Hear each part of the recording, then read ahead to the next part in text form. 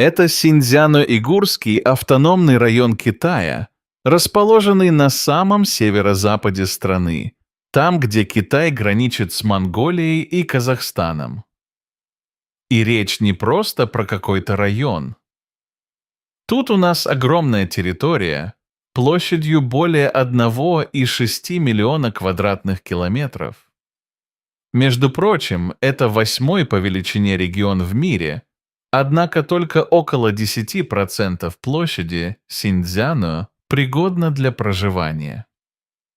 Все остальное покрыто сухими лугами и пустынями, которых здесь целых 3, и это делает регион самым засушливым в стране. А когда пустыни заканчиваются, начинаются крупные горные хребты. Тоже так себе место для жизни. В общем, исходя из расположения, вы уже наверняка поняли, что район не имеет выхода к морю и до ближайшего 1000 километров. По данным книги рекордов Гиннесса, Урумчи, столица Синьцзяно-Уйгурского автономного района, находится дальше от моря, чем любой другой город в мире.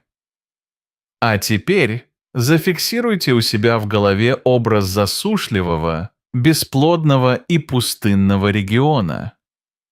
И именно сюда Китай решил привезти и выпустить миллионы рыб, крабов и не только.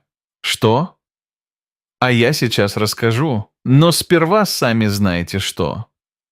Впервые в жизни самое ненавязчивое напоминание не забывать ставить лайки, если забываете это делать. Итак, мы в пустыне Такламакан, известной как море смерти. Здесь чертовски мало осадков, высокая испаряемость, частые песчаные бури. Долгое время окружающая среда здесь создавала огромные проблемы для всего, но недавно все изменилось. Однажды в самом сердце пустыни Такламакан несколько человек нажали на кнопки на пультах управления, и это дало старт местной аквакультуре. 100 тысяч мальков морских рыб, включая золотистого морского леща, группера и листого прыгуна и многих других, оказались в специально созданных прудах, где немедленно начали бороться за еду.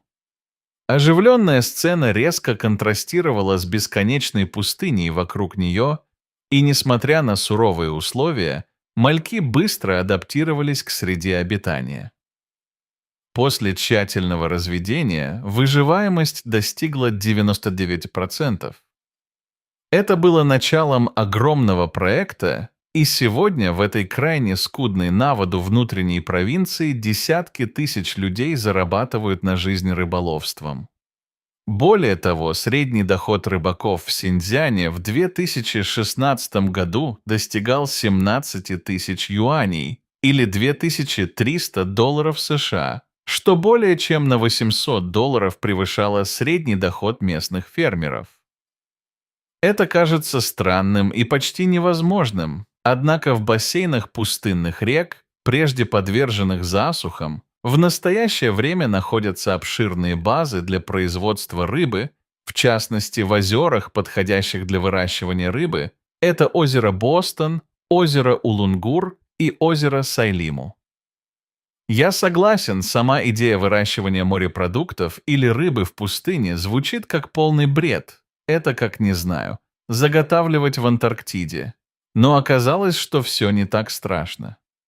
Конечно, самой большой проблемой является экологическая среда, но в пустыне достаточно солнечного света и большая разница температур днем и ночью, что на самом деле даже идет на пользу некоторым морским организмам. В пустыне, как я уже сказал, случаются песчаные бури, но и с этим удалось справиться. Метеорологическое бюро округа создало сложную сеть метеорологического мониторинга в районе разведения рыбы. Опираясь на передовые модели прогнозирования, бюро предоставляет фермерам 48-часовые прогнозы погоды. В то же время оно заранее отправляет метеорологические предупреждения о возможных песчаных бурях, волнах тепла, сильных ветрах, волнах холода и других катастрофических погодных условиях, чтобы у фермеров было достаточно времени для принятия защитных мер. Вообще, именно метеорологические службы сыграли ключевую роль в процессе интродукции мальков рыб. Да, климат очень сухой и солнца очень много, но это не означает полное отсутствие воды. Неожиданно, в сумме, несмотря на удаленность от океана, Синьцзян может похвастаться водной зоной площадью 5500 квадратных километров.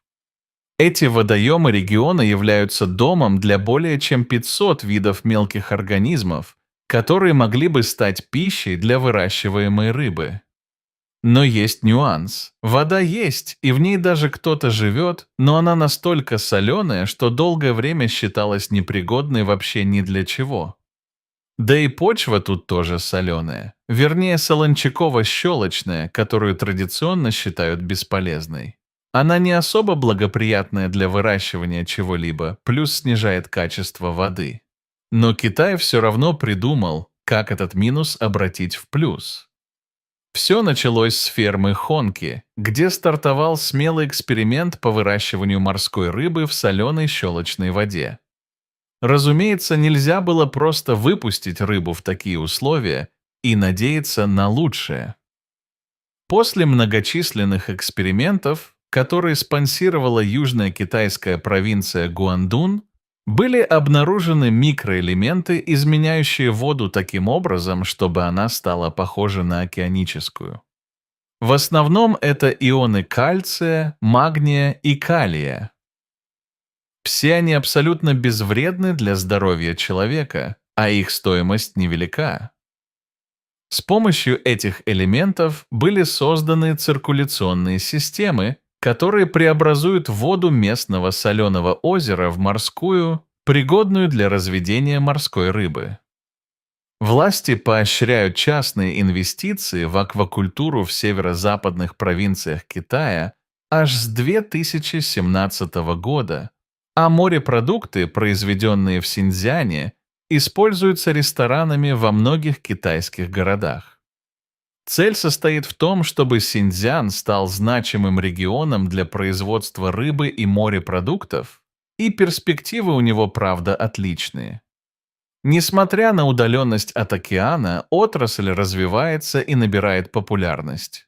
Что касается местных жителей, то они уверены, малонаселенные внутренние районы, расположенные вдали от промышленного загрязнения, обеспечивают идеальную среду для выращивания высококачественных продуктов. Ну, а инновации делают это выращивание вообще возможным. В итоге Синьцзян сегодня – это совсем не то же самое, что Синьцзян даже 20 лет назад. В начале этого столетия большую часть рыбы, употребляемой в пищу местными жителями, приходилось импортировать из других мест, а многие фермеры и скотоводы вообще не ели рыбу никогда в жизни. Сегодня продукция аквакультуры здесь не только обеспечивает себя сама, но и экспортируется в Японию, Финляндию и другие страны. Казалось бы, довольно рыбные сами по себе страны. В настоящее время площадь пригодных для рыболовства водоемов, распределенных вокруг пустынь Синьцзяна, превысила 75 тысяч гектаров. Это примерно столько же, сколько площадь всего американского города Мемфис или чуть-чуть меньше, чем сухопутная часть города Нью-Йорк. И выращивание рыбы с морепродуктами идет хорошими темпами. В 2023 году в Синьцзяне было произведено 184 тысячи тонн продукции на сумму 530 миллионов долларов США, а к 2025 году местное правительство прогнозирует, что стоимость продукции всей аквакультурной отрасли Синьцзяна достигнет почти 3 миллиардов долларов. По данным на октябре 2024 года существовало 6 кооперативов и предприятий, которые занимались аквакультурой в Синьцзяне. Они вырастили уже 414 тысяч рыб, 8 видов, 305 тысяч зеленых крабов и 4 миллиона 800 тысяч креветок. Причем 15 тонн креветок уже поступили в продажу, и объемы производства постоянно увеличиваются. Например, в период с 2010 по 2020 объем возрос примерно со 100 тысяч до 160 тысяч тонн. Конечно, процесс не был легким. Возьмем для примера озеро Сайрамнур, самое большое высокогорное озеро в Синьцзяне. В нем вода замечательного качества, а при низкой, но стабильной подводной температуре озеро вполне пригодно для разведения определенных видов рыб. Сама по себе рыба в озере не водилась, но только до тех пор, пока местная организация по аквакультуре не решила в 1998 году завести из России пилять. В самом начале выживаемость рыбы во время вылупления составляла около 3%. Затем в 2000 году местные органы рыболовства инвестировали $520 тысяч США в рыбоводческую базу. В конечном итоге уровень выживаемости увеличился с 3% до 36%. Как этого удалось достичь, сейчас расскажу. После вылупления весной мальков помещают в новый пруд, где они могут вырасти на 4 сантиметра за первый месяц. Это огромное достижение, потому что в том самом 1998 году, когда рыбу завезли впервые, рост составлял всего 2 сантиметра за 3 месяца. Так вот, мальки растут, и затем в июне большую часть выжившей рыбы выпускают в озеро. Оставшихся покупают местные фермеры, которые тоже занимаются аквакультурой. Рыбе, растущей в озере, требуется 3-4 года, чтобы достичь оптимального товарного веса, более килограмма. В общем, все исследования были не напрасны. Озеро Сайрамнур стало важной базой по производству холодноводной рыбы, а компания в настоящее время является одним из крупнейших в Китае экспортеров пиляди с годовым объемом производства более 400 тонн. Кстати, а кого вообще разводят в Синьцзяне? На самом деле много кого, включая пресноводные виды рыбы, королевских креветок, абалонов и омаров. Например, на одной из ферм в 2023 году успешно вырастили южноамериканскую креветку, а в мае 2024 года начали пробные попытки разведения группера. Но креветки – особенно ходовой продукт, поскольку по вкусу и качеству они напоминают морепродукты из океана. В том же году было отмечено рекордное количество креветок и даже лосося. Местный лосось обрабатывается, упаковывается и доставляется на столы потребителей менее чем за 24 часа с момента его вылова из воды. И вы только вдумайтесь, лосось, выращенный в пустыне. Это же просто невероятно.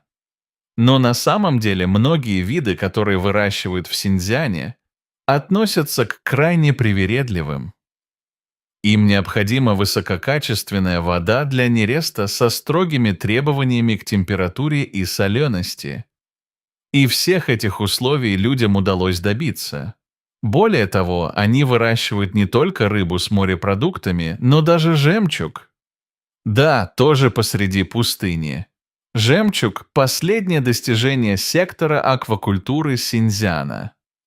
Проект по выращиванию жемчуга был впервые запущен в 2022 году, но только недавно привлек внимание общественности. В 2023 году инвесторы начали выращивать около 2 миллионов жемчужных устриц и планируют начать продавать свой первый жемчуг во второй половине 2025 года.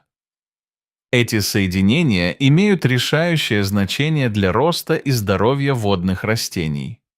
Растения, в свою очередь, обеспечивают богатую питательными веществами пищу для жемчужных устриц.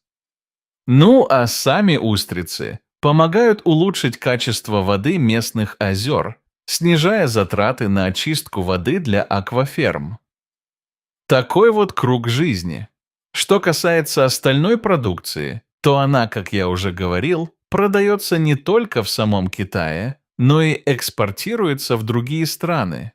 Лейбл «Синьцзянские морепродукты» даже стал популярным в китайских социальных сетях, и люди всерьез обсуждают перспективы производства морепродуктов в других внутренних районах страны. Отдельно потребителей привлекает экологичность продуктов. Многие обеспокоены безопасностью морепродуктов после новостей о планах Японии сбросить загрязненные радиоактивными веществами сточные воды в море.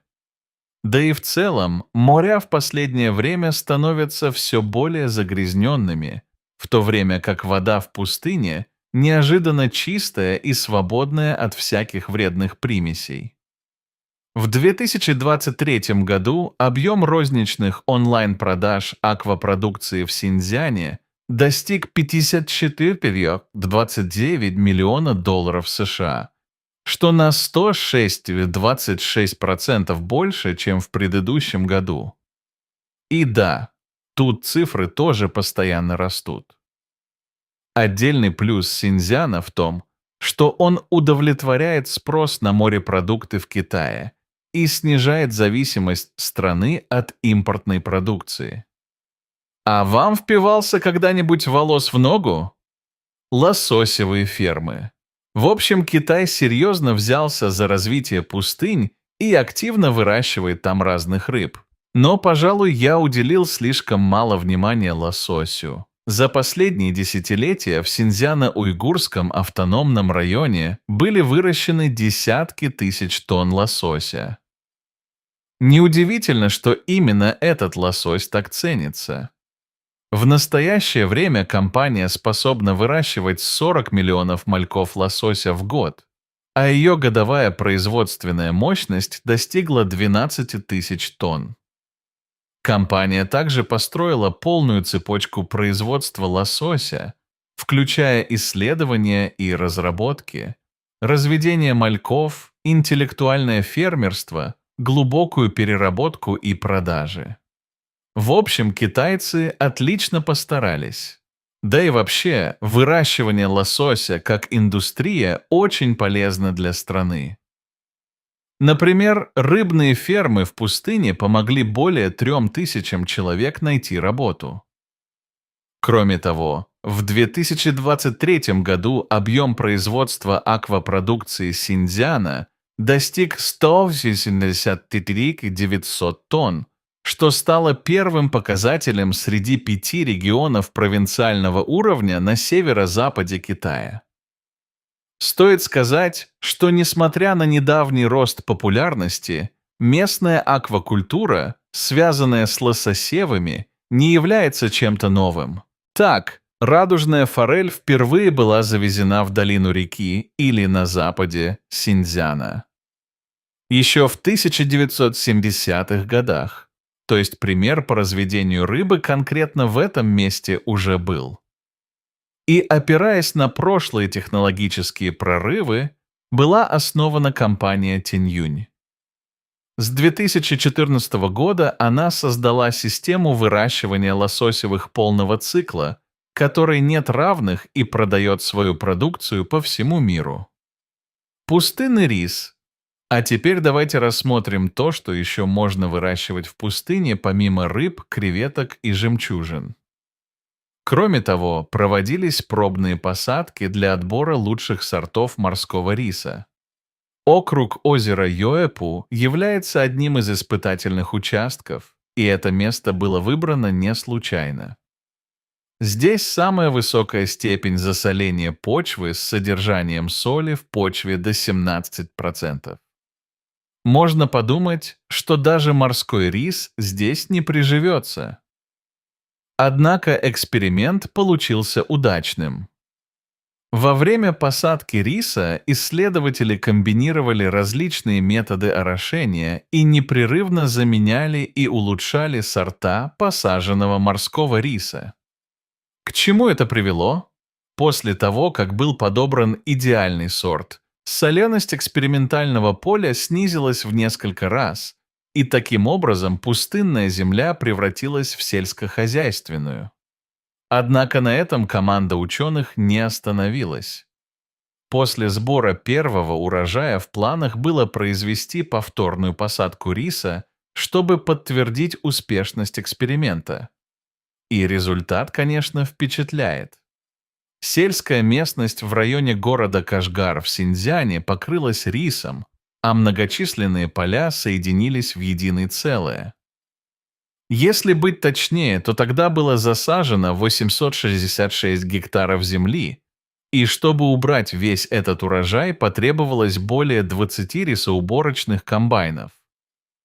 В 2019 году, как раз во время сбора урожая, морской рис был оценен экспертной группой. Получилось собрать около 82 тонн продукта с 1 гектара. В 2023 году площадь посадок на солончаковой щелочных землях в Синьцзяне оценивалась в 2000, прогресс определенно есть. Наводнения вызвали бурную реакцию в соцсетях, потому что такое явление совсем не типично для китайской пустыни, да и для любой другой пустыни, если уж говорить откровенно. Сэньцзян, где и расположена пустыня Такламакан, находится в глубине страны и имеет типичный умеренно-континентальный климат с частыми засухами и низким уровнем осадков. Метеорологические данные показывают, что среднегодовое количество осадков там составляет менее 100 мм, в то время как среднегодовой уровень испарения достигает около 3000 мм. Но как тогда получилось наводнение? По словам эксперта из метеорологической службы Синьцзяна-Уйгурского автономного района, наводнение было смешанного типа. Его вызвало сочетание ледниковой и талой воды из-за продолжительных высоких температур и недавних частых дождей. По его словам, во время наводнений и перед ними температуры достигали около 35 градусов Цельсия в Южном Синьцзяне, а в некоторых других районах они превысили 40 градусов по Цельсию. Это и привело к таянию горных ледников и снега, что увеличило приток воды в бассейн реки Тарим. Некоторые из притоков достигли или превысили предупреждающие уровни. Так и получилось наводнение. И это не первый раз, когда пустыня Такламакан переживает что-то подобное. Например, в июле 2021 года наводнения затронули территорию более 300 квадратных километров пустыни. Потоки воды были настолько сильными, что были прорваны дамбы и повалены столбы электропередач. А летом 2024 года из-за высоких температур затопило основное течение реки Тарим и ее притоки. Я думаю, вы догадываетесь, каким был результат. Но погодите, наводнение – это, конечно, плохо, но разве это не может повлиять на пустыню в положительном ключе? Сделать почвы плодороднее и все такое? Оказывается, с пустыней Такламакан это не работает. Да и с любыми другими, наверное, тоже. С 2021 года каждое лето в Такламакане происходят наводнения, то есть туда попадает огромное количество воды. Да, часть пустыни стала влажной, но это ненадолго. Как я уже говорил, большая часть воды поступает из тающих ледников в горах, поэтому как только ледники растают, вся вода пересохнет, и пустыня вернется к своему прежнему состоянию. Что касается увеличения осадков, на это тоже нельзя полагаться. Помните, что я говорил про испарение в пустыне?